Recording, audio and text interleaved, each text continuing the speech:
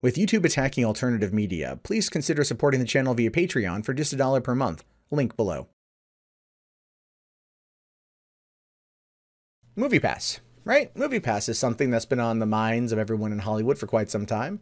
Is it going to save movies? Is it going to destroy movies? This is basically the question. There's no in between.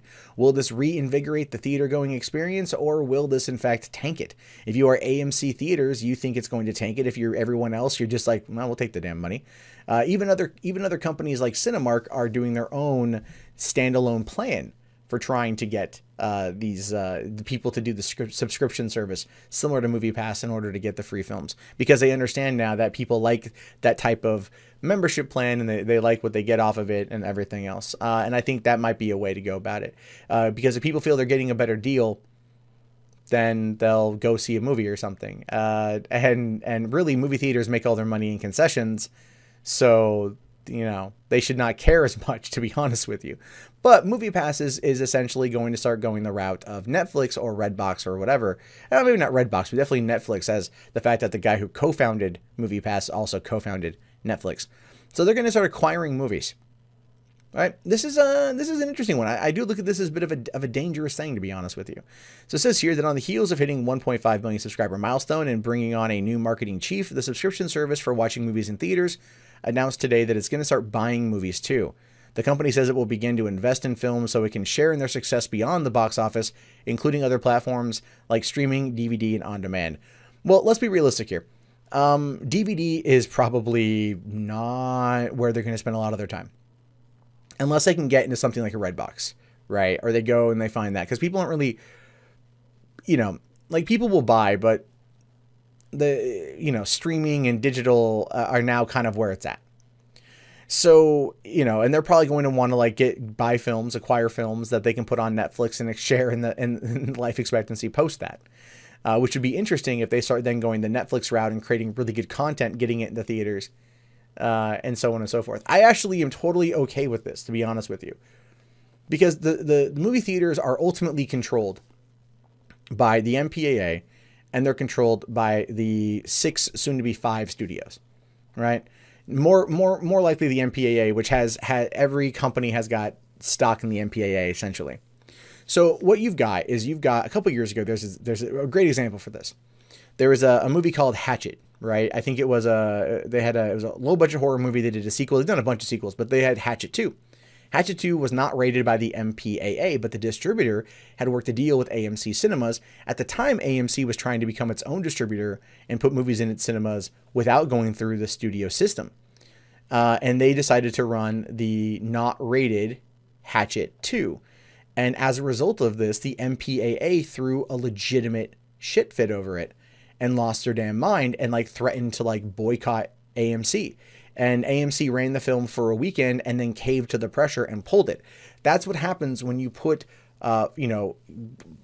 politicians that run a lobbyist organization, and they can basically go after the free market and bully the free market into doing what they want, which is one of the reasons why I'm actually okay with this kind of thing happening, because this could find a way to absolutely subvert the studio system, which I understand they want their money, they want their control. But they also need to remember, that they're not, they can be taken down. You know what I mean? So anyway, at present, MoviePass is seeing rapid growth thanks to dramatic cuts to its subscription pricing that rolled out last year. $10 a month, can't beat it. You can go to Costco right now, get a whole year for like $90. Essentially, the company is subsidizing the cost of its subscription with the capital it raised from data firm Helios and Matheson Analytics. Now it's a majority owner. The idea is that MoviePass will operate in the red while growing its subscriber base and then hit some sort of break-even point in terms of revenue before funding runs out. Or perhaps HMNY is willing to keep piling on more cash until that point arrives. And that is definitely, and that's kind of the weird thing with MoviePass. MoviePass, I don't honestly believe is going to be a forever thing. I don't see how it can be. Right now, if there are people out there who got MoviePass that are using it every day, I've had it for a couple months. I haven't used it yet. So I'm essentially paying $10 a month for someone else to go see a movie. I like the idea of MoviePass. That's why I have it. And I want to use it. I'm hoping this weekend when my girlfriend's mom's in town and we have a little bit of time away from the baby, I can. But ultimately, it's something that I can't unless you're able to really hit that break-even point and to the point of profitability, it's going to be hard to see them actually do well. But this is where the acquiring movies comes into play, right? So if they can get the movie that comes on in to cinemas, and they can then have MoviePass users go see that movie, then they don't really have to pay out much outside of just giving the theater their cut, right? And the theater will get a percentage of that. So that actually would lower their amount of investment into it. And then when they sell it to streaming services, then they get all that money, or sell it on DVD or in demand, they get all that money. So ultimately, business-wise, it makes sense, especially if they four-wall the film themselves. Oh, damn. Yeah, okay, that's probably the idea. So here's what four-walling is. Four-walling is when you go and you take your movie to a cinema and you say, I want to rent out this movie theater for this amount of days to show my movie. I'm four-walling it, right? And that's actually what you have to do in many cases in order to get a film to be even nominated for an Academy Award. You got to four-wall it. You got to get it into cinemas for at least a week to create a box office paper trail. So what you do is you do that. You put the movie out. You then have all, you alert all of your MoviePass users about it. They go and they see it, because at this point now you have direct marketing right to the people that are there. They watch it, they tell their friends, or they take their friends, or so on and so forth. You make a big deal out of it, some kind of spectacle, right? While you're not paying out as much to the theaters will then, the theaters are still getting their money, but you're paying out less overall. And then you just put it on streaming and you make more money that way. So anyway, ultimately that's kind of what I would say. That's what I think would happen with this one.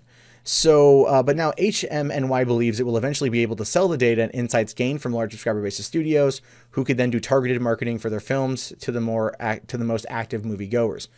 But here's the deal with that, though, is more people are still walking away. So they have to make it a big enough deal. Now, the model, of course, is risky, and theater owners like AMC have already lashed out against the service, claiming its low-cost tickets are devaluing the movie-going experience. If they're still getting their money, what the hell do they care? But maybe MoviePass has found a sweet spot in terms of what a large number of consumers are willing to pay and actually go into the movies. After all, movie ticket prices have risen over the years, but the attendance is hitting record lows. With all of their options to watch movies these days, not to mention the peak TV moment ushered in by the streaming era, these in-theater experiences face tough competition for consumers' time and money. And that is true. That is true. I mean, at this point now, as much as I'm a fan of movies, I still just relatively prefer to watch a lot of it at home. It's just easier that way.